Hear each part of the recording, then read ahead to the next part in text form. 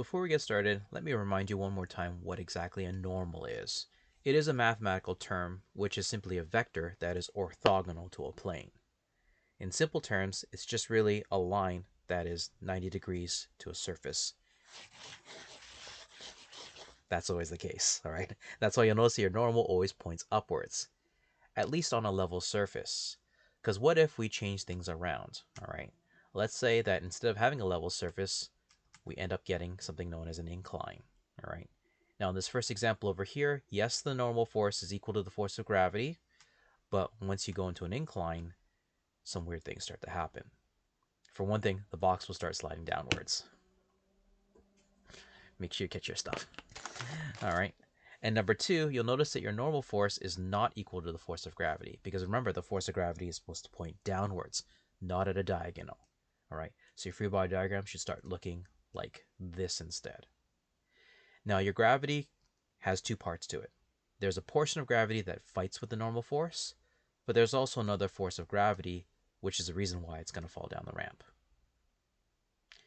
Now, if it's going to slide down the ramp, we know that the force of friction must go back up the ramp. All right, so that's why I have my FF going up. That's if an object's sliding down. On the other hand, if you're trying to drag an object up a ramp, you know logically the force of friction should be down the ramp. Okay, but we'll go through this first example. One thing as a reminder is that in the free body diagram, never draw the ramp. If you really want to just shade one out just for your reference, I'm okay with that. But an official free body diagram should just look like that, and that's it. Optionally as well, if you want to break down your FG, you can draw in faint lines, but that's not part of an official FBD. And the way how I remember how to draw these diagrams is that I know that there has to be a component of gravity which allows it to glide this way. So I'll just draw a line parallel to the ramp's incline. We also have a portion of gravity that will fight against normal force, so I can just extend it over there. And what you'll notice is that you'll form a right angle triangle right here. And interestingly enough, that right angle triangle over there, here it is, the angle that's made up here is exactly the same as the angle of incline. And let me show you that proof in 30 seconds. First off, this vertical dimension versus the inline dimension, we know that they are 90 degrees to each other. So, in other words, if you add theta with your dot, that's equal to 90 degrees. So far, so good? All right, next I'm going to apply the Z pattern, like so. According to the Z pattern, we know that if this is a dot here, then down here it must be a dot as well. Still with me? Lastly, we know the normal force is always orthogonal to a plane. It's always going to be 90 degrees to a plane. So in other words, the force of gravity perpendicular will be 90 degrees to it as well. And what do we say about things that are 90 degrees? Dot plus theta is equal to 90. Therefore, whatever theta it is over here, it's the same as the theta up there. All right, rewind the video if you want to see that proof again. Okay, so now we have everything all set up and we're ready to go. All right, now you could solve for this component here and this component over here afterwards, like real time, but usually with these problems over here, you probably want to get it out of the way. Okay, so that's what we're going to do next. We're going to go off and solve for your FG inline and your FG perpendicular. Okay, so your FG inline is equal to, you'll see that it's opposite of theta, so it's equal to the hypotenuse, or if you look carefully, if this is the 90 degree angle over here, then your FG is your hypotenuse. You're going to multiply by the opposite, or the sine of theta. Okay, and that's always going to be the case, believe it or not. So in other words, if you want to find the acceleration object down the ramp, it's actually equal to a times sine theta. And yeah, prove it to yourself that that's always true, as long as there's no friction. On the other hand, your FG perpendicular, as that is beside the theta, you're going to multiply the hypotenuse by the cosine of theta. And yes, if you want to convert it and just switch over FG into MG for both cases, you're more than welcome to. Okay? You know what? Let's give more context to this problem over here, because these are just letters. How about we make this into a typical problem? Okay, so let's say that it has a mass of 10 kilograms. All right, and G is equal to 9.81 because we're here on Earth. And let's say that it is wax on a surface, so 12% force of friction, and the incline's at 25 degrees. Let's start solving this. As mentioned, FG inline is equal to FG times sine theta, and FG is always equal to mg. All right, so you could go through the preliminary exercise of multiplying this out. So 10 kilograms times 9.81 times the sine of 25 degrees gives you that answer. Carry a few extra sig fig. We also want to get that answer because we'll need it at some point, so let's go through that. Okay, FG perpendicular, as it's beside the theta and opposite of the hypotenuse, we'll multiply the hypotenuse by the cosine of theta. Sub everything in, you'll get another answer. Carry a few extra sig fig. Okay, let's get into the meaty fun. The force of friction, we can't do much with that yet because the force of friction can only be solved if we know what the normal force is. And if you look at this free body diagram over here, the normal force is going to fight with the force of gravity perpendicular. So in these problems over here, we don't necessarily solve in the x dimension and in the y dimension. Instead, we solve either in the perpendicular dimension or the inline to the ramp dimension. Okay, so if we got a ramp like so, this is our inline dimension, and this is our perpendicular dimension.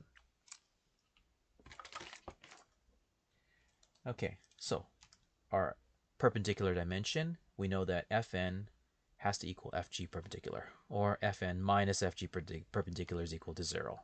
However you want to prove it. Okay, just to get to the point that Fn is equal to this calculation right here, mg cosine theta. Please, guys, do not do this for me. Do not say Fn is equal to mg cosine theta. I want you to show me why that's true. Okay. Same as the force of friction. Okay. Don't just go off telling me that force of friction is equal to mu k mg cosine theta. Yeah, you'll get a mark for that, but you'll be missing out on the mark on the proof of why it's true. Do you necessarily need to sub in the numbers at the beginning? No, you don't have to. You can carry the terms over, but I just noticed that with these problems over here, it's actually easier just to solve it at the beginning. Otherwise, the expression just gets way too long. That's all. All right. So 12% of 88 gives you 11-ish. That's fine. Now let's deal with the inline dimension. Okay. In the inline dimension, it's FG inline is the reason why it goes down. It's not going to fall as quickly as it can due to the force of friction. So FG inline subtract the force of friction is equal to MA. You could write down MA right from the get-go if you want to. Okay, so MA is equal to FG inline subtract the force of friction. And see, we needed this number. That's why it's easier to just pre-calculate it out. Same as that force of friction. Okay, so 41 subtract 10.69 will give us 30-ish. Now this is MA, so therefore A is equal to 30.792 newtons divided by our mass of 10 kilograms. So acceleration works out to 3.08 meters per second squared. And there you have it. For more fun like this, get your homework done. And if you're stuck on your homework, let's go and do that together. Okay, two crazy kids are going down a frictionless hill incline at 60 degrees to the horizontal. They have different masses. What is the acceleration of each child? Who makes it to the bottom first? And why do they tie? Okay, because they will tie. So let's go through this together. We have our mass, which is on an incline. If it helps you, then by all means draw some dots. Okay, the dots are just for your visual reference. Again, it's not part of the actual free body diagram. Force of gravity always points downwards, right? If gravity was at a diagonal, that means that we just glide all the time. It has to go straight down. So that is your FG, or if you want to call it MG, you're more than welcome to. Our normal force is always 90 degrees to the incline. And in this case over here, the kids are gliding downwards. The snow's friction will be up the hill. Our new coordinate system is either inline or perpendicular. That's it for the free body diagram. Optionally, if you really want to dot this out, you're more than welcome to, just to remind yourself when to use cosine and when to use sine. But remember, that's not part of the free body diagram. Okay, so yeah, we'll deal with our F net in the y dimension first, which will go to 0, which is equal to Fn subtract Fg perpendicular. So our Fn is equal to Fg perpendicular, where if you take a look at it, Fg perpendicular is equal to mg times the cosine of theta. Okay, mg times cosine theta. Our force of friction is equal to mu k times Fn. Sub that into here. Therefore, force of friction is equal to mu k mg cosine theta. Yes, you'll get a mark for this. You'll get marks for showing how you get to it. So please don't forget about that part. Okay, and we can't do anything else in the perpendicular dimension. Actually, I should write that down as perpendicular. So let's move on to the F inline, or F net inline. Okay, 2 slashes means inline. This always means 90 degrees or perpendicular, as you've seen in math class. So F net inline, well, it's this that's causing it to go down, which is mg, but the opposite of theta. Okay, so the inline component, mg times sine theta. That's the reason why it's going to go downhill. Why is it not going to go downhill as quickly as it should? Force of friction kind of slows you down. And that's equal to your ma. Now, if I sub in my force of friction, here's something interesting you'll see. mg times sine theta minus mu k mg times cosine of theta is equal to ma. Isn't that interesting? Every single term has a mass. So it doesn't matter if you sub in 20 kilograms or 40 kilograms. It doesn't care. Your acceleration will be exactly the same. That's why they're going to tie. All right, so that's why I wanted to show you all my work, because that kind of proves the theory, okay, and why they're going to tie. So my acceleration is just going to be equal to 9.81 times the sine of 25 degrees, subtract 0. What is the coefficient of friction? I guess I didn't have to worry about that part over there. All right, because if there is no friction in the problem, frictionless hill, I should have read the question, then this whole term would have gone to 0. So there you go. I think I mentioned to you earlier that you'll find that the acceleration is just equal to mg sine theta, all right, as long as there's no friction. So that's why it works out to 8.5 meters per second squared. And that's why they're going to tie as well, because mass really doesn't matter due to the mathematical proof. Okay, the mass of 10 kilograms is resting on a plane, and what is it going to glide downwards? Yeah.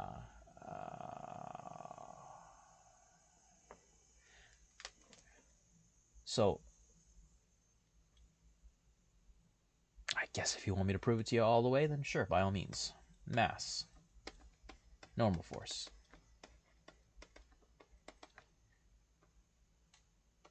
force of gravity.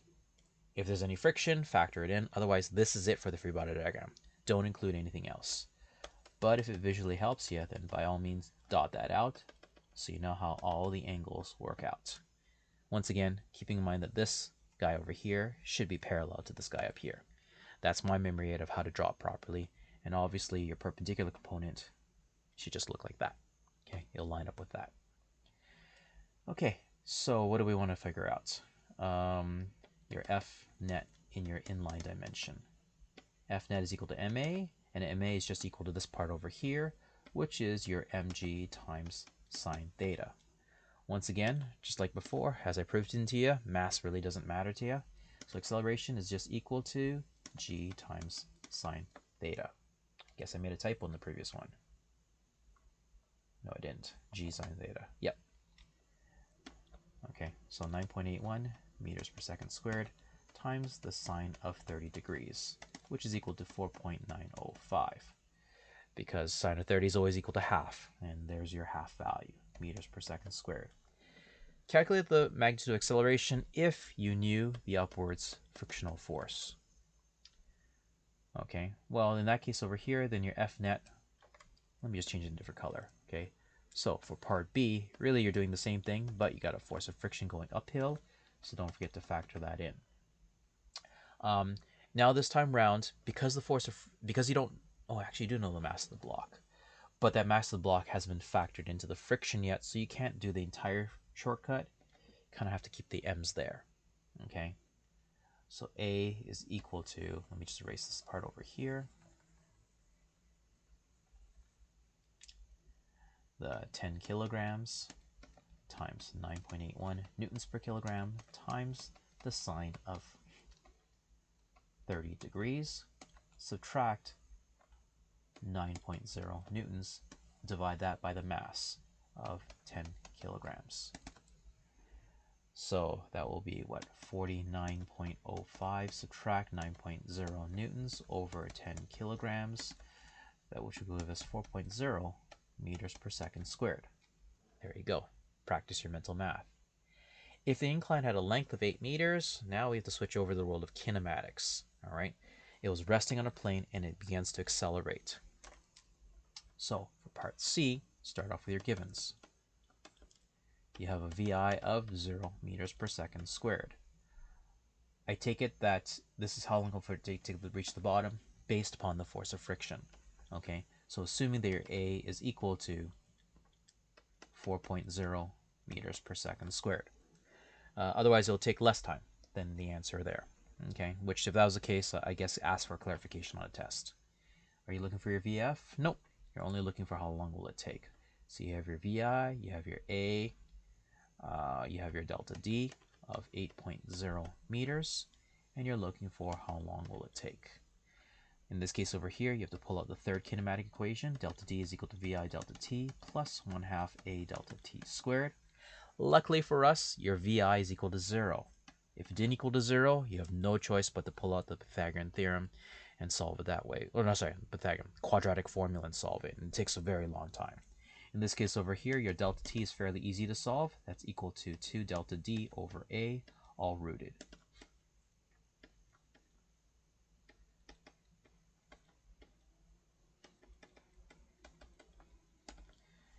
8 times 8 is 16. 8 plus 8 is 16. 16 divided by 4 is 4. Root 4 is 2.0 seconds. Done like dinner. Okay, so a 5 kilogram mass is accelerated up an incline. So this free body diagram will be different because now we have a mass where there's a force applied uphill. That means that if there's any friction, which I see it over there, the force of friction will be downhill. Normal force is always perpendicular to the incline, and the force of gravity always points downwards. In this case over here, we're defining up the hill as positive, as it's going to be dragged up the hill. Okay, and that's it for the free body diagram. Again, if you optionally want to make a dotted line just for your reference for angles, so that you know that this is your inline component and this is your perpendicular component, I'll leave that up to you. All right, but just draw it in faint for your reference because it's not part of the official free body diagram. In these problems, we always want to solve for the normal force first. So that's our first step, our F net perpendicular, which will go to 0 because we don't want it to sink into the ramp and we don't want it to eject off into the sky. And that's equal to your Fn minus your Fg perpendicular. Your normal force will be equal to mg times, this is your Fg perpendicular. So that's beside theta, cosine theta. We also know the force of friction is equal to mu k Fn. So if you sub that in, force of friction is equal to mu k mg cosine theta. Always show your work for the full marks. Unless you don't want the full marks, then don't show all your work. All right, so 0.41 times the mass of 5.0 kilograms times 9.81 newtons per kilogram times the cosine of 37 degrees.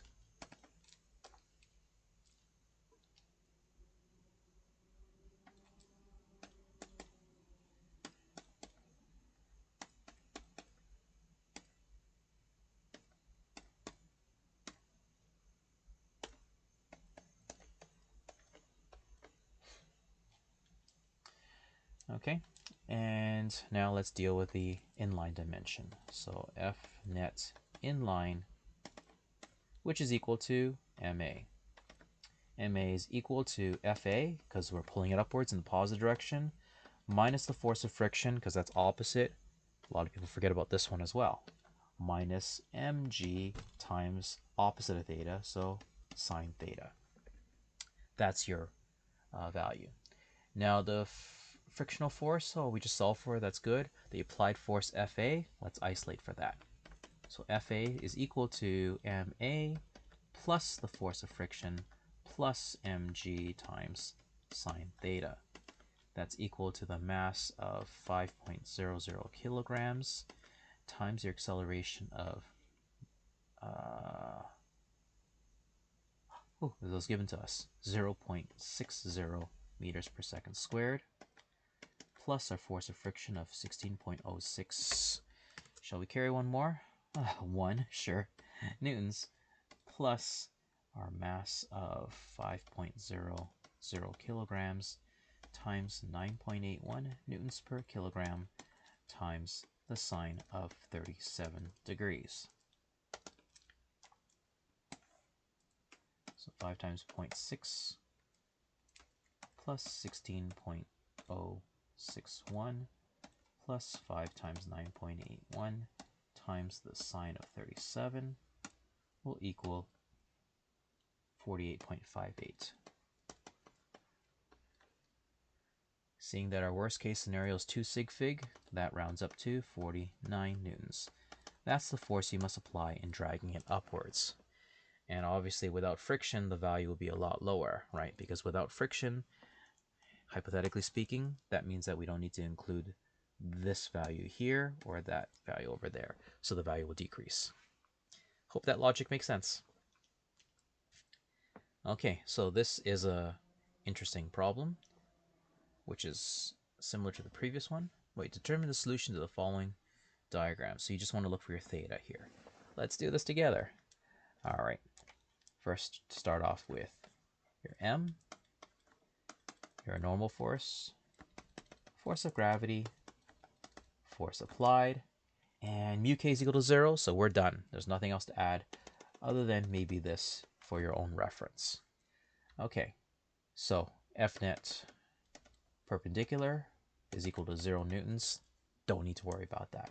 What's more important is your F net inline, which is your FA subtract your mg times sine theta. All right, this component over here. That's equal to your MA. And we have A and we have M. Sweet. So what are we solving for? Theta. Okay, let's go through this.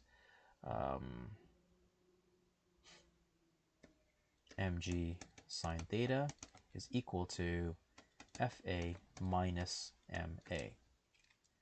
So our theta is equal to our sine inverse of FA minus MA all over Mg.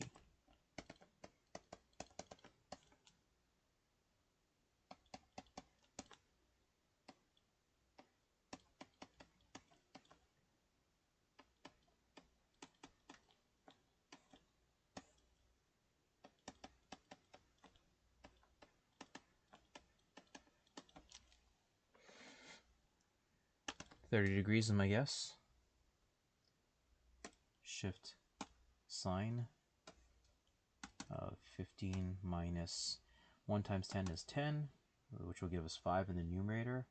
Oh, I forgot to put another bracket, so just do 5 over 9.81, close bracket, 30.64 degrees.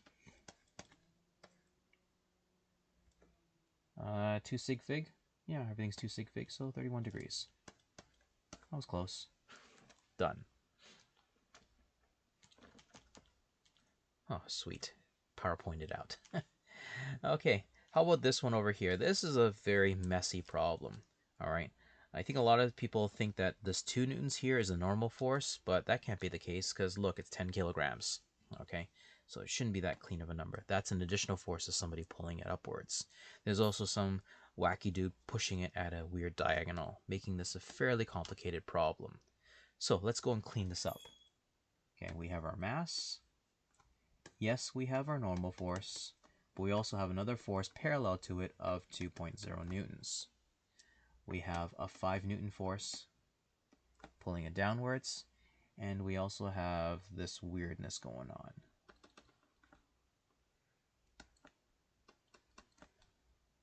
Of 6 newtons. So that's 6 newtons, 20 degrees. Maybe I should just draw this so that's a better reflection of what 20 degrees would look like. Something like that. Okay, and this is your 6 newtons. So those are some of the forces, but there's also gravity. All right. And the question is, what's going to happen in the system over here? Well, with the 6 newtons and 20 degrees, let's just quickly calculate this out. Okay, so 6 times the sine of 20. That will give us 2 newtons. So think about this. 2 newtons pulling it up the hill. 5 newtons and the force of gravity pulling it down, whatever the answer is. Or the 5 already tells you, winner, winner, chicken dinner, it's going to go downhill. All right, so in this case over here, the force of friction should be uphill. Do I have that all PowerPointed out? No, I don't. But there's the free body diagram, and then the math for this is Fn plus 2 newtons minus Fg minus 6 newtons times the cosine of 20 should equal 0.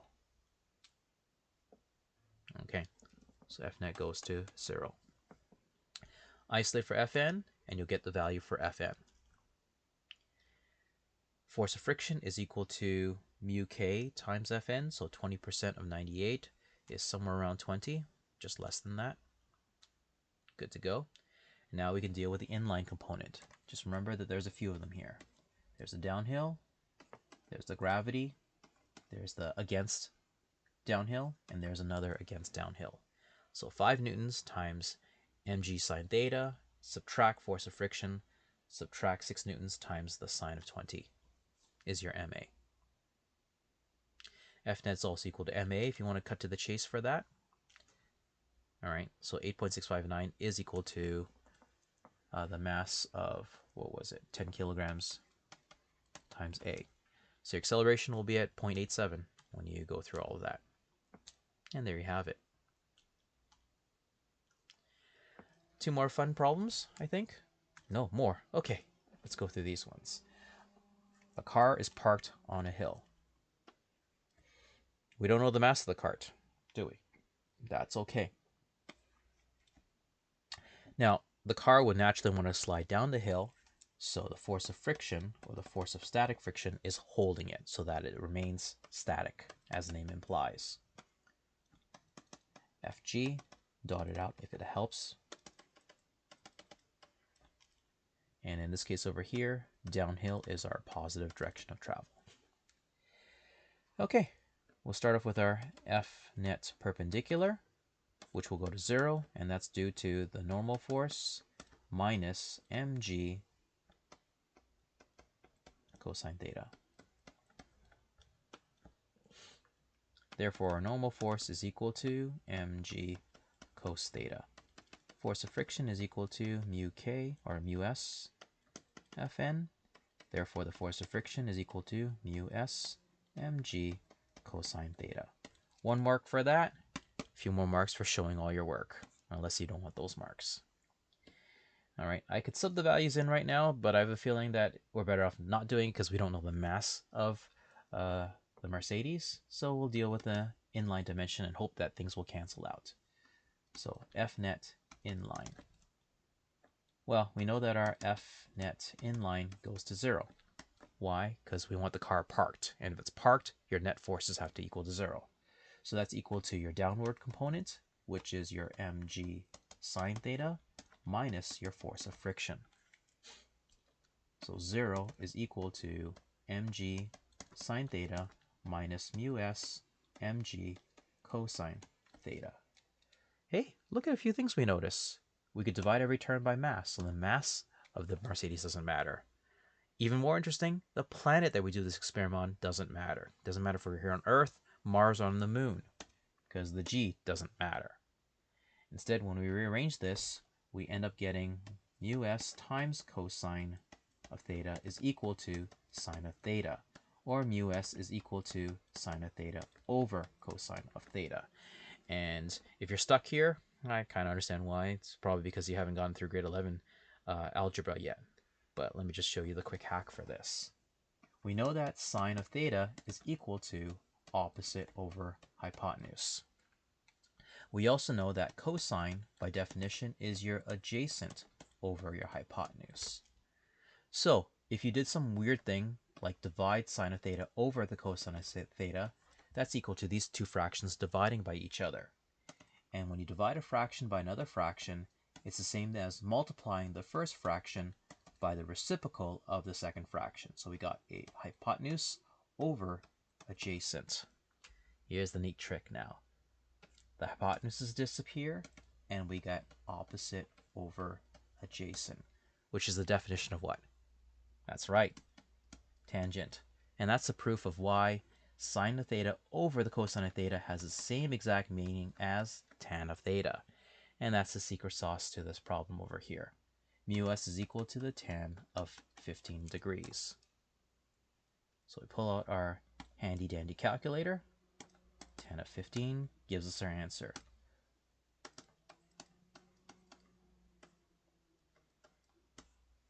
There's our coefficient of static friction. I didn't ask for it. Oh well. Well, you could calculate out everything else, I suppose. I was answering another problem in my head. Oh boy, talking to myself. How would you get to those answers? What are the magnitudes of the normal force? Well, then your normal force is equal to this part over here. Okay, so you just multiply the... Oh, the mass was given to you. I didn't even read that. Okay. At least you learned something new, so that's why I'd rather just not delete everything and just prove it to you that this is true. So 1700 times 9.81 times the cosine of theta of 15 degrees gives you your 16,000 newtons for your normal force. And the frictional forces is equal to your normal force times your coefficient of friction, which we don't have. But we also know that the gravity is what it's trying to fight against, all right, which is your m times g times your sine theta. And that's how you get to your 4,300 newtons. Now, you know, sorry for showing you the wrong answer, but at least you got to see this cool new proof. Okay, last problem. Cyclist goes downhill, then it goes uphill. Same exact incline. Now, in the first hill, the force of gravity is pulling him down, but the normal force, or sorry, the force of kinetic friction is maintaining a constant velocity. That's it for your free body diagram. Once again, don't draw the incline. If you want to dot it out just for your reference sake, that's up to you, but that's not part of the official free body diagram. Okay, so we know that our F net perpendicular will go to 0 due to your normal force minus this guy over here, which is equal to your Fg, which is equal to mg, beside theta, mg cos theta. What this tells you is that your normal force is equal to mg cos theta. Force of friction is equal to mu k Fn. Sub that in. Force of friction is equal to mu k mg cosine theta. 1 mark for that. A few more marks for showing all your work. Another mark for showing your free body diagram. So don't forget to include all that stuff. Otherwise, there's a lot of money on the table that you're missing out on. Okay, can we sub in everything here? Probably could, because we know the mass. That was 80 kilograms. And the coefficient of friction was not given to us. Oh well, that's okay. Maybe you start off with that too, and you're like, hey, Mr. Nee, what gives? Well, here's the thing. We could solve for the coefficient of friction, or we could just solve for the force of friction itself. This object was traveling at a constant speed. Okay. So if it's traveling at a constant speed, then you know that your F net inline equals 0. That's equal to your downward component of mg sine theta subtract the force of friction. Therefore, your force of friction is just equal to mg sine theta. 80 kilograms times 9.81 newtons per kilogram times sine of how many degrees? 15 degrees.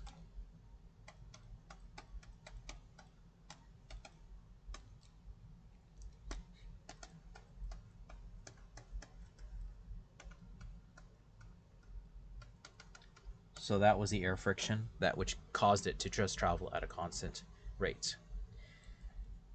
Next example, you're going uphill. And the question is, what force must you apply to maintain the same scenario? All right, and you're still dealing with the same exact frictional drag as before. So this value goes up here. However, you also have to deal with gravity, right? Because it's torture going up a hill. So in your official free body diagram, it should look like this. And do you need to solve for the normal force? Just like before, no, that wasn't necessary. All right.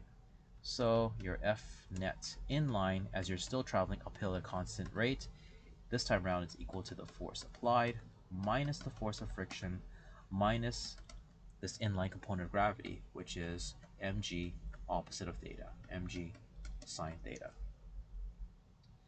So when you solve for the force applied, that's equal to the force of friction plus mg sine theta.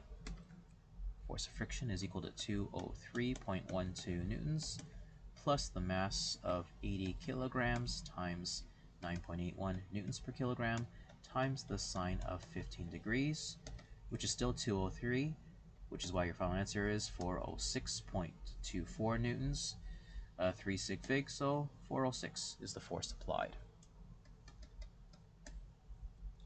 Done. A box is sliding up an incline, and the initial speed at the bottom of the incline was 1.5 meters per second. How far does the box travel along the incline before coming to rest? So you got to first figure out what the rate of deceleration is up the hill. Okay, so it's going up the hill. There's no force pulling it up the hill anymore. It's just that initially it was moving up. All right, but you still had the force of friction slowing it down, as you have a coefficient of friction. You also have that component of gravity, which is causing it to go downhill as well. In this case over here, as it was still moving forwards, we'll still take it that upwards is positive. So that would be our coordinate system for this problem. Once again, make sure you always include a coordinate system. Okay, so what do we know? We know that our F net perpendicular will go to 0, which is equal to Fn minus your FG perpendicular, which is mg times, this is beside theta, so mg cosine theta. Our normal force is equal to mg cos theta. Force of friction is equal to mu k Fn. Sub that into here, so your force of friction is equal to mu k mg cosine theta. 1 mark for that, and a few more marks for showing everything else. So don't forget to include your free body diagram and the proof of how you got into it, because without that, I can't see your work and I can't give you your full marks. All right, do we have all the information over here? I think we do.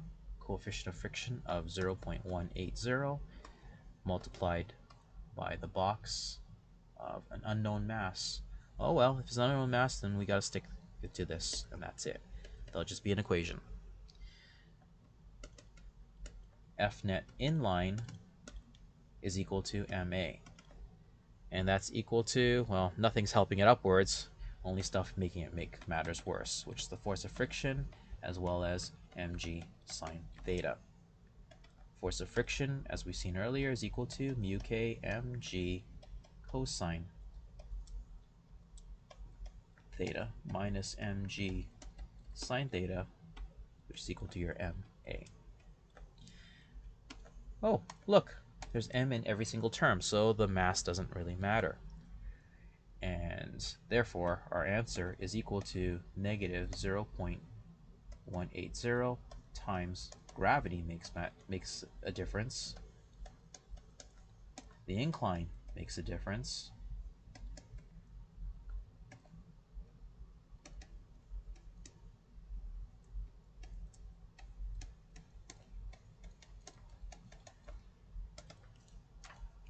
I'm just going to treat it as positive here. That's all. 1.8. Nope. 0.18 times 9.81 times the cosine of 15, close bracket, plus 9.81 times the sine of 15. Remember that this was all negative. I just did it that way just so that my calculator won't go nuts on me, as it sometimes does. 4.2446 meters per second squared. So I notice that I am decelerating as predicted. Last part is a kinematic based problem, because you know that was initially pushed upwards with a speed of 1.50 meters per second, and it will come to a stop at a rate of deceleration that we just calculated out. We could solve for time, but it's asking for how long did it travel. So our ideal formula is Vf squared is equal to Vi squared plus 2a delta d, where when you isolate for d, it's equal to Vf squared minus Vi squared all over 2a. So 0 meters per second squared minus open bracket 1.50 meters per second squared close bracket squared all over 2 over negative 4.2446 meters per second squared. 1.5 squared divided by 2 divided by answer, and the minus signs will divide each other out to become positive, so it has to travel 26.5 centimeters. Awesome. Now on to our last question. A skier is pulled up an incline.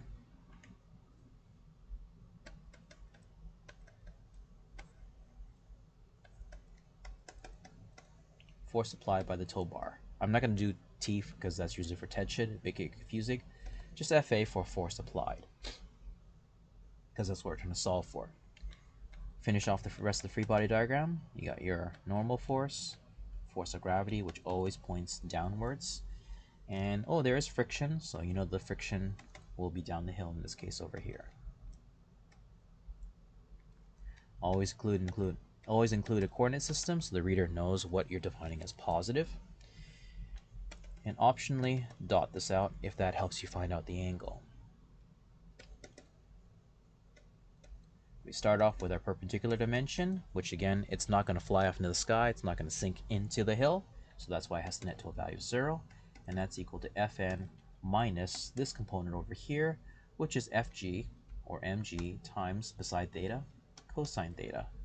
So your normal force is equal to mg cos theta. Your force of friction is equal to mu k Fn. Sub that into there, and you get your Ff is equal to mu k mg cosine theta. 1 mark for that, a few more marks for showing all your work and a free body diagram. If you miss out on any part over there, then you're leaving some marks on the table. Remember, these questions are worth, 7-8 marks because you got to show your work. If it was only worth 1 mark, then just write down 286 newtons because you looked at the answer key and you got there 1 out of 8 marks. All right. Everything else is from showing your work, so please show your work. Do we have enough information to sub it in?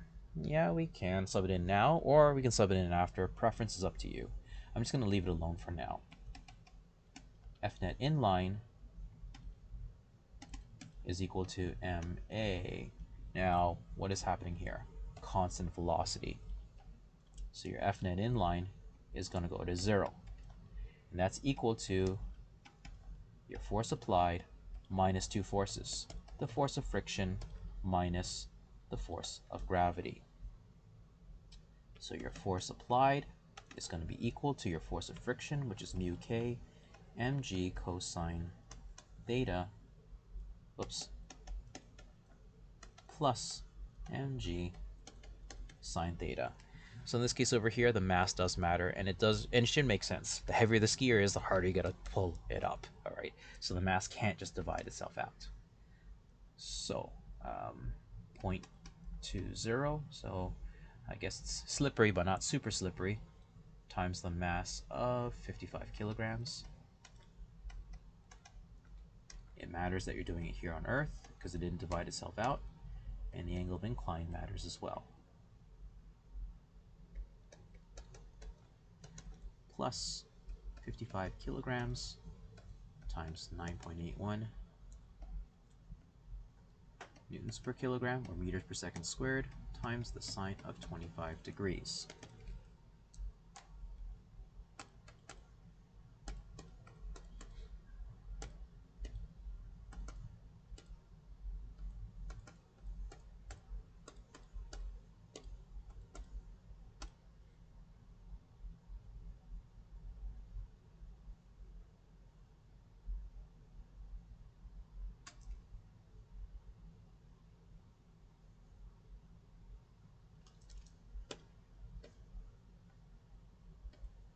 I forgot to multiply by 55 here.